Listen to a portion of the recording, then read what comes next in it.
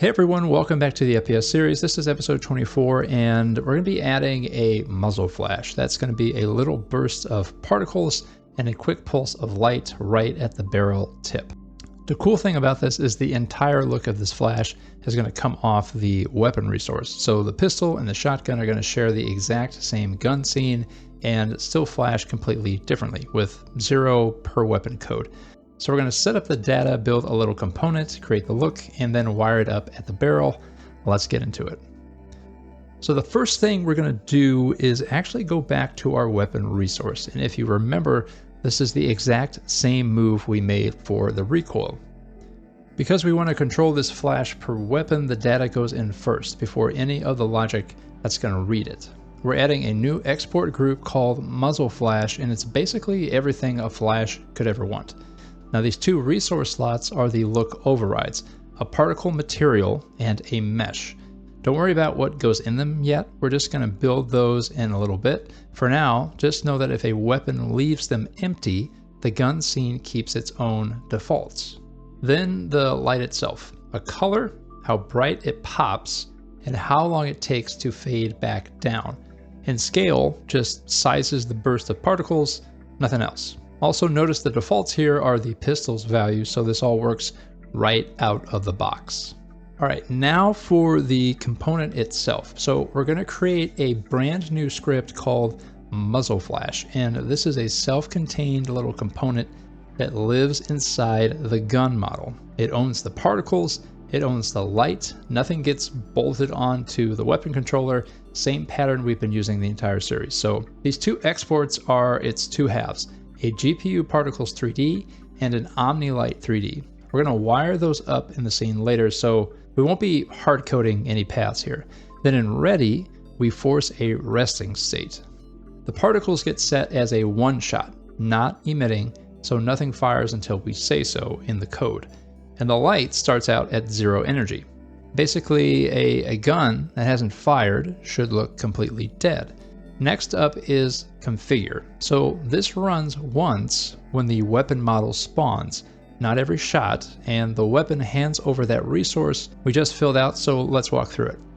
Now these null checks might look unnecessary, but they're kind of the whole point here. If a weapon sets a material or a mesh, we swap it in. If it's null, we just don't touch anything. The gun scene keeps whatever it's created with. That's what's going to let one gun scene serve every weapon we own. In fact, you're going to see that pay off at the end of this episode. And then the scale line, this one's not guarded, it applies every time and it only sizes the burst. The light doesn't really care about that. And now this is the fun part, the flash itself. This is the function that's going to run on every single shot. First, we restart the particles. And restart is exactly that, because it refires the one shot cleanly, even mid-burst. So a fast weapon flashes on every shot, not just the first one. Then the light. We snap the light straight up to full energy. There's no ramp up. It's just instantly on. And then we tween it back down to 0 over the duration. That's the entire pulse. Let me actually show you what that looks like over time. So the instant we fire, the energy jumps straight to the top. There's no attack at all. The snap there happens immediately. And then it falls back down to dark in a straight line because a tween is linear by default. And notice that the duration is that whole falling tail. And that tail is most of what you actually see, way more than you see the peak. Now if we hold the trigger down, you get a train of these.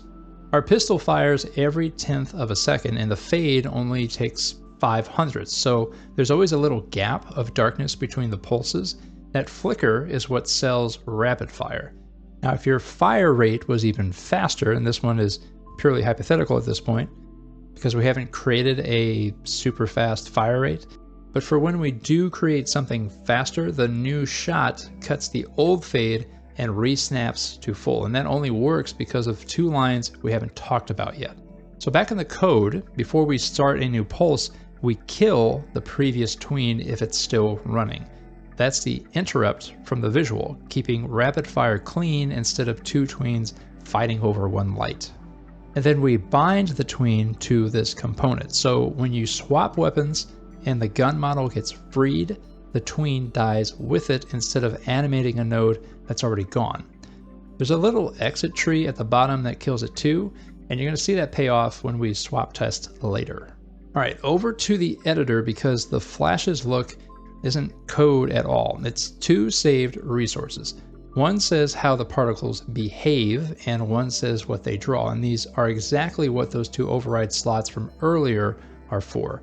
So first, a new particle process material saved as MuzzleFlash process. Everything we care about lives in the spawn section. The emission shape is a sphere with a tiny radius, 0.02, so the specks start in a tight little cluster there. Direction is 0, 0, -1 straight out of the barrel, with a 25-degree spread and an initial velocity between 0.4 and 1.2. Gravity gets zeroed out, and what you end up with is a tight forward spray of specks instead of a slow fountain. You can also adjust the angle range and run that from -180 to +180, so every particle spawns with a random spin. And over in the display values, scale runs from 0.6 to 1.3, and between those two ranges, no two flashes will ever look the same. And the cool thing is, within Godot, the material just does that. We don't have to code anything. Now the second resource is what the particles actually draw. We make a new quad mesh sized at 0.25, then we need to add a standard material 3D to that quad. Within that material, the transparency gets set to alpha, and the blend mode goes to add, so the quad only ever brightens whatever is behind it, which is what makes it read as a glow, and shading goes to unshaded because a flash is a light source, and it really shouldn't be catching any shadows or anything. Then set billboard to particle billboard so the quad always faces the camera no matter where you're looking from, and we turn on vertex color as albedo with a slightly warm tint, and that's it. You have a bright, glowy, always facing you particle. You don't even need a texture for this. Alright, now let's give all of this a home. In the pistol weapon scene, and remember both of our guns use this one scene, we add a node 3D at the barrel tip. We drop the MuzzleFlash script onto that, and since it's parroted into the gun model, it rides all the sway and kick we've already built. Underneath it, a GPU Particles 3D and an OmniLight 3D. Those are the two halves that it's expecting. Now let's take a look at the particle settings. In the time section, one shot on, emitting off, that's the resting state again, amount 12, and lifetime 0.05, same as the light. And explosiveness goes all the way up to 1.0, and I'm going to show you why in a second. Then process material points to our process resource. Draw past 1 takes the quad, and local coordinates goes on so the burst sticks to the barrel while you move. Otherwise it's going to get stuck and fade away whenever you move somewhere. The light gets energy 0, the warm color you want, and a range of 6. The last thing, drag the particles in the light into the components to export slots. And just a quick check before we write any more code. With the particles selected, just tick emitting in the inspector, and you should get one MuzzleFlash right at the barrel. Nothing's going to trigger it yet, but the look is there. Alright, so I had mentioned something about the explosiveness setting. That's basically a timing dial, so how much of the burst comes out on the very first frame. Now, to make this visible, I've cranked the lifetime way up from 0.05 to about half a second. At the actual lifetime we use, you're not going to be able to see this. So at 1.0, all 12 particles fire at once, just one hard flash. And down at 0, this is the same emitter, same 12 particles, they just sort of dribble out across the lifetime. That's not a muzzle flash, that's just kind of like a sad smoke machine. So definitely make sure you set that. Alright, finally into the weapon controller, and this is the same two-step we did for the recoil. Find it when we spawn and then fire it when we shoot.